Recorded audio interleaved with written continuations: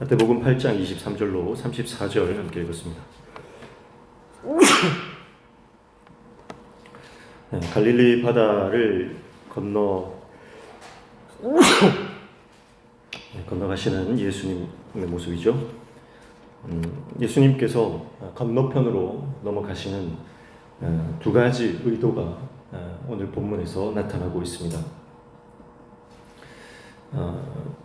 이 갈릴리 바다는요, 이 바다보다 해수면보다 한 180m 정도 낮은 수위를 가지고 있어요. 그래서 여기에는 이제 사막에서 불어오는 건조한 또 바람과 또 이제 산에서 내려오는 또 차가운 바람이 만날 때에 이 돌풍이 가끔씩 불 때가 있습니다. 그러면 이 가끔씩 불어오는 이 거대한 바람 때문에 파도가 치는데요. 높게 칠 때는 약 2m 정도의 파도가 치기도 한다고 합니다. 이렇게 지금 이제 밤중에 이 갈릴리 바다, 갈릴리 호수를 건너는데 이 파도가 치게 되는 것이죠.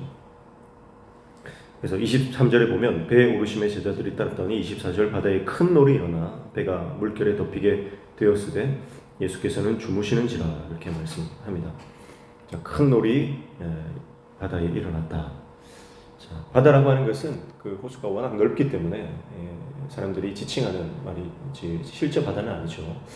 그리고 파도가 이렇게 치는 경우가 많기 때문에 사람들이 볼 때는 바다로 이렇게 인식이 되는 것입니다.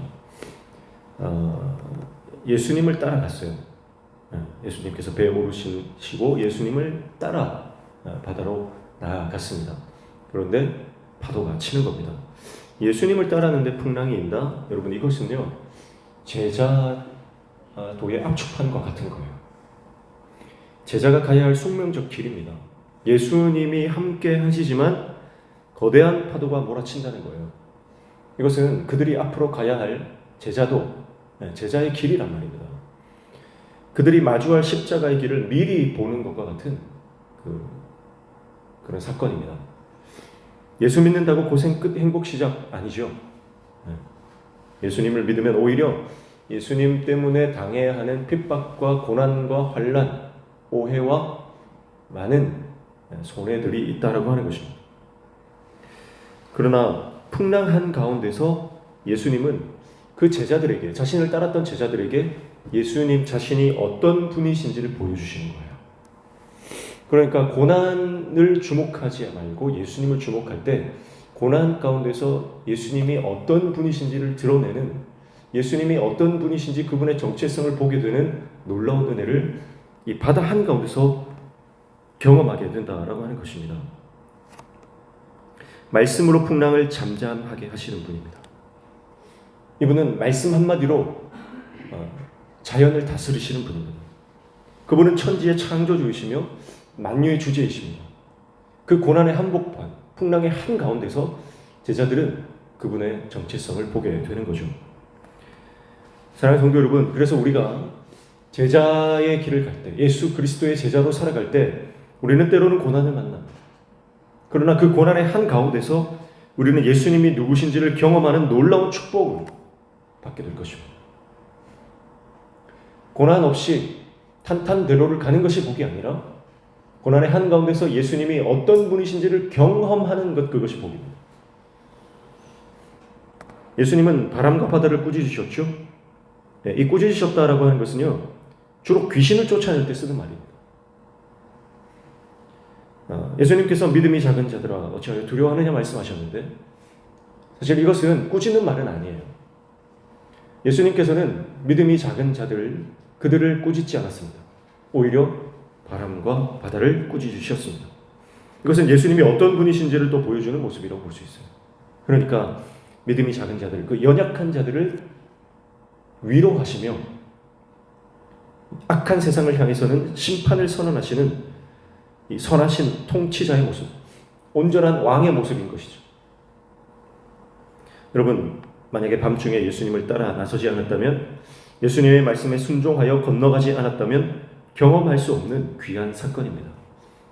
예수님을 따라 나설 때 고난이 있겠습니다. 그러나 그 고난 가운데서 고난을 통과하시고 고난을 극복하시고 고난을 넘어서시며, 아니 오히려 그 고난을, 그 모든 역경들을 통제하시는 그 주님을 경험한다는 것이죠.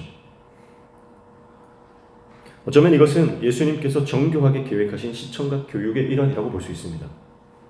이것이 예수님이 제자들과 함께 배를 타고 건너편으로 가시는 첫 번째 목적이라고 하는 것이죠.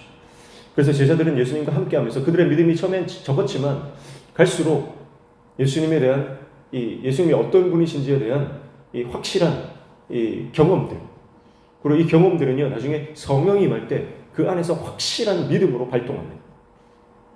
이건 완전한 시청각 교육이거든요. 예수님께서는 제자들을 교육시키기 위한 목적으로 예수님이 그 제자들을 데리고 다니시는 거죠. 그리고 두 번째 목적은 28절부터 34절에 드러납니다. 28절 보시면, 또 예수께서 건너편 가다라 지방에 가시매 귀신 들린 자 둘이 무덤 사이에서 나와 예수를 만나니 그들은 몹시 사나워 아무도 그 길로 지날 수 없을 지경이더라. 이렇게 말씀하고 있어요. 다른 복음서에는 거라사 지방이라고 표현하고 있죠. 이 두 지방은 같은 곳으로 볼 수 있습니다. 건너편으로 가시는 두 번째 목적이 뭐죠? 그것은 바로 가다라 지방, 거라사 지방의 귀신 들린 자 두 사람을 고치시기 위함이었습니다. 그들의 불행한 삶을 예수님은 보셨기 때문이죠. 그들의 아픔과 상처와 눈물과 회복될 수 없는, 도무지 소망이 없는 그들의 삶을 예수님이 보셨기 때문입니다. 그래서 그들을 고치시기 위해서 많은 무리들을 놔두고 그 갈릴리 호수 건너편으로 넘어가시는 것이죠. 여러분, 오늘 이 말씀에 보면 이 두 사람을 장악하고 있었던 것은 더러운 귀신입니다. 다른 복음서에 보면 군대 귀신이라고 그랬어요. 이것은 사람의 힘으로는 도무지 어떻게도 할 수 없는 그런 강력한 그들의 삶을 다스리고 통치하고 통제하고 장악해버린 악한 영들입니다. 그러나 두 사람의 삶을 장악하고 있던 이 귀신들은 진정한 왕의 등장 앞에, 진정한 통치자의 등장 앞에서 두려워 떨며 스스로 왕 앞에 엎드립니다. 오늘 본문의 그들은 몹시 사나웠다 이렇게 말하죠. 그러나 그들은 사람들 앞에서는 몹시 사나웠지만 하나님의 아들 앞에서는 꼬리를 내리고 자비를 구합니다. 여러분, 이게 예수님의 권세예요. 바다 한가운데서 말씀으로 바람과 파도를 잔잔하게 하신 예수님의 권세는 아무리 강력한 어둠의 영들이라도 그 어둠의 세력조차도 그 발 앞에 엎드릴 수밖에 없는 강력한 권세라고 하는 것을 또 보여주시는 것입니다. 여러분, 아무리 개가요, 사나운 개라도 개장수를 보면요 꼬리를 감춥니다.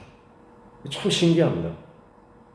진짜 아무리 제가 무슨 다큐멘터리 같은 걸 보니까요, 아무리 사나운 개도요 개장수 도살자가 딱 지나가면요 절대 짖지 않습니다. 꼬리를 내리고 눈을 깔더라고요. 본능적으로 안다 그래요, 개들이. 신기하죠? 귀신도 마찬가지입니다. 귀신도 예수님을 그대로 알아보는 거예요. 영은 영으로 분별한다 그랬죠? 고린도전서 2장 13절에 영은 영으로 분별하는. 악한 영인 귀신은 거룩하신 하나님의 아들을 알아보고 그 큰 권세 앞에서 절규합니다. 왜 아직 때가 아닌데 오셨습니까? 두려워 벌벌 떠는 것입니다.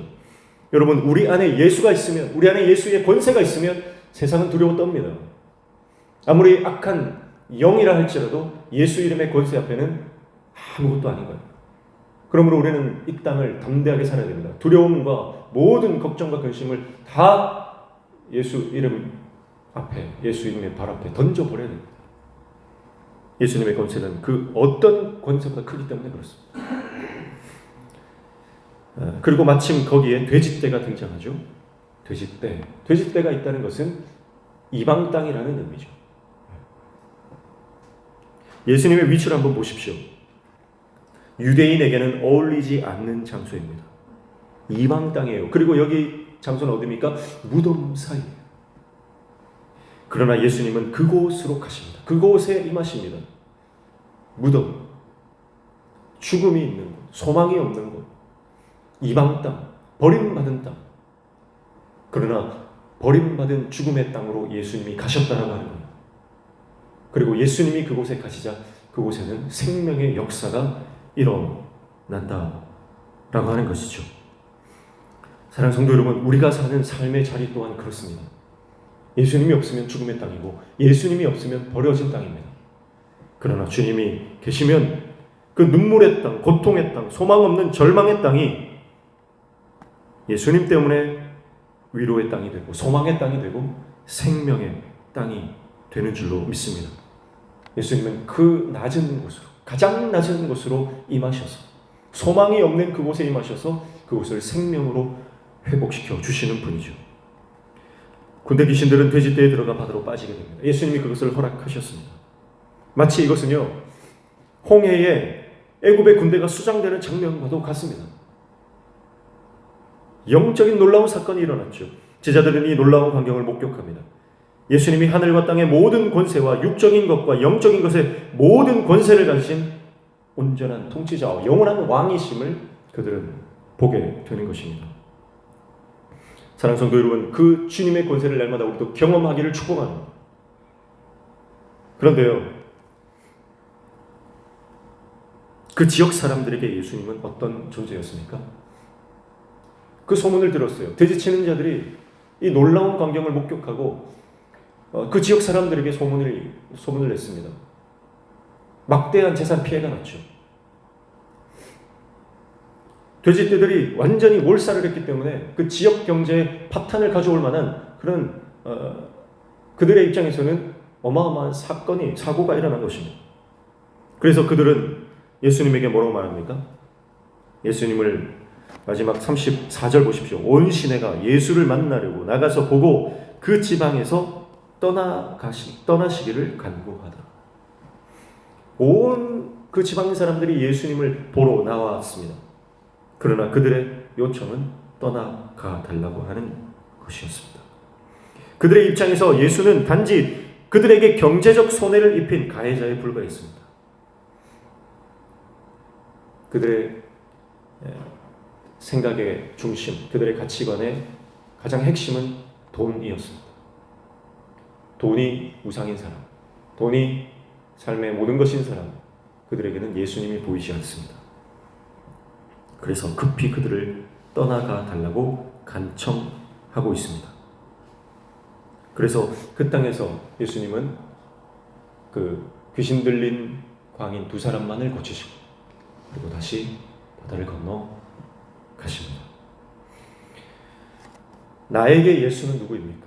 저와 여러분에게 예수님은 누구십니까? 나의 모든 삶, 내 삶의 모든 영역을 다스리시는 왕이십니까? 아니면 경제 논리로 접근하는 어떤 나의 이익의 도구입니까? 예수님을 왕으로 모시는 사람은 예수님이 가지신 이 모든 하늘과 땅의 권세를 누리게 될 줄로 믿습니다. 그러나 예수님이 왕이 아닌 사람에게는 예수님의 이 기적과 예수님의 권세를 경험할 길이 없는 것이죠. 마태복음 28장 18절 말씀에는 예수님께서 이렇게 말씀하시죠. 하늘과 땅의 모든 권세를 내게 주셨으니, 그리고 이 권세를 제자들에게 허락하십니다. 사랑하는 성도 여러분, 오늘 하루를 살아가면서 예수님의 권세를 경험하는 복된 하루 되시기를 축복합니다. 그리고 이 권세를 사용하십시오. 그리고 이 권세를 예수의 이름의 권능을 선포하십시오. 그리고 우리 삶의 모든 악한 영들이 떠나고 우리를 두렵게 하고 우리의 삶을 요동치게 하는 인생의 수많은 고난과 파도가 우리를 넘어뜨리지 못하도록 꾸짖어 명하십시오. 그때 우리 삶의 모든 어둠의 영들이 예수 이름 앞에 굴복하는 역사가 일어나게 될 줄로 믿습니다. 그리고 어떠한 인생의 풍랑 가운데서도 그 풍랑이 있는 바다 한가운데 그 배 한곁에서 곤히 주무시던 하늘의 평강을 소유하신 그 예수님의 그 놀라운 평강이 오늘 우리의 심령 가운데도 충만하시기를 주님의 이름으로 축복합니다. 기도하겠습니다. 하나님 아버지, 인생의 거대한 파도 앞에서 두려워 떨며 안절부절 예수님이 그 배 가운데 계심에도 불구하고 걱정하며 염려했던 그 모습이 우리의 모습이 아닌지 돌아봅니다. 예수님 안에 있던 그 하늘의 평강이 우리에게도 임하게 하시고 예수님 안에 있던 그 놀라운 하늘과 땅의 권세가 우리도 그 권세를 경험하며 선포하며 그렇게 하나님 나라를 확장하며 나아가는 하나님의 사람 될 수 있도록 우리를 붙들어 주시옵소서. 오늘 이 아침에도 간구하며 기도하는 모든 제목들 들어 응답하시며 우리 삶에 막혀진 문제들이 열려지는 형통의 은혜를 경험케 하여 주시옵소서. 예수님의 이름으로 기도하옵나이다. 아멘.